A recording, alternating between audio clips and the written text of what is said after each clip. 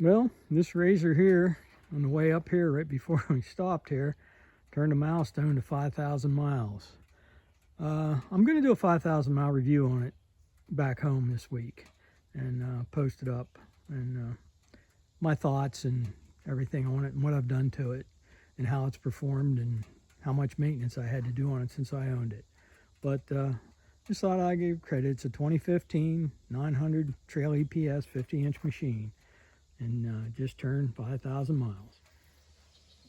Yeah, I got this 2015 Polaris RZR trail EPS 50-inch machine. I like to do a 775 hour 5,000 mile review on it. I've had it 9 years, and it's been a good machine for the way we ride. We have a 50-inch trail system real close to us, 20 minutes away, so that's why I went with a 50-inch. But when I bought it, I did some upgrades. I put a winch on it, front bumper, rear bumper, mirrors, roof, and added the bottoms to the doors because they came with quarter doors. I just recently added this voltmeter in there, and for reasons I'll tell you later. And I put a spare tire carrier on it.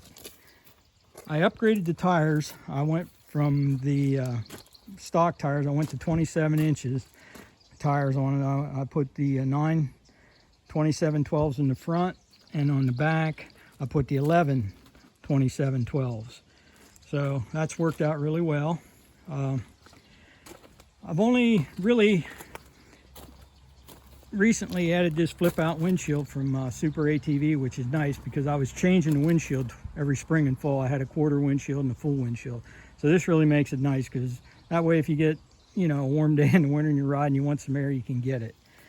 Now, the two complaints I had.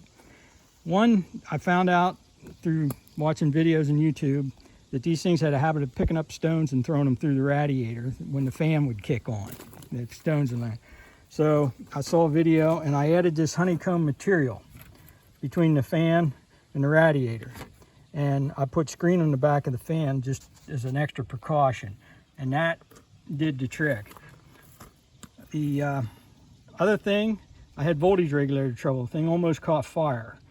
They had a mounted DAC here in front of the left rear wheel, which is really a dumb place.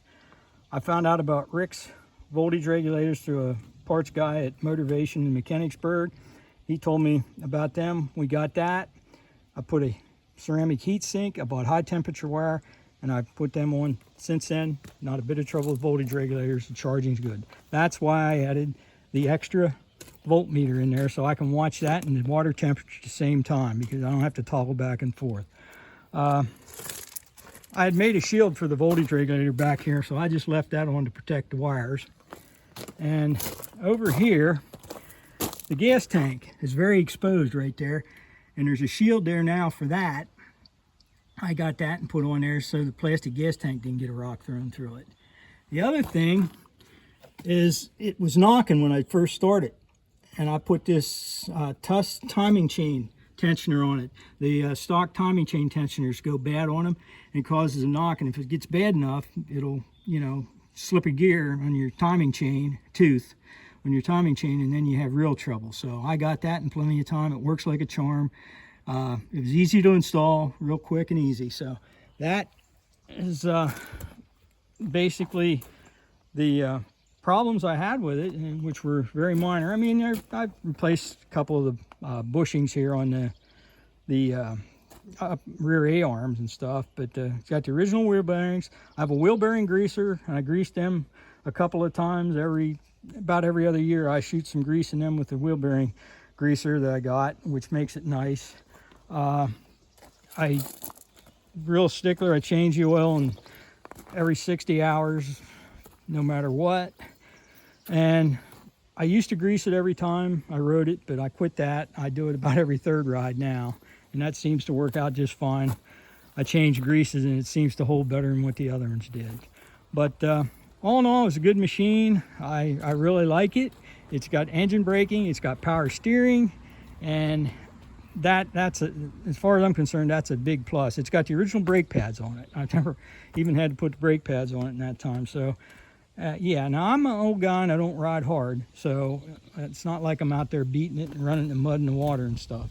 So, you know, it suits my style of riding, and it makes, you know, makes a good machine for me, and you know, hopefully it'll last me the rest of my life. I won't have to buy another. I hope that's why I try to keep after it. But anyway, if anybody's thinking about one of these machines, this is my thoughts on them, and you know, my luck with them. Like I said, I've had very, very good luck, and if anybody has any questions, I'm going to put a link in the description down below about the honeycomb material, my video on that, and about the voltage regulator, what I did that to, I built the wiring harness and everything. So anyway, thanks for watching. Old guy out.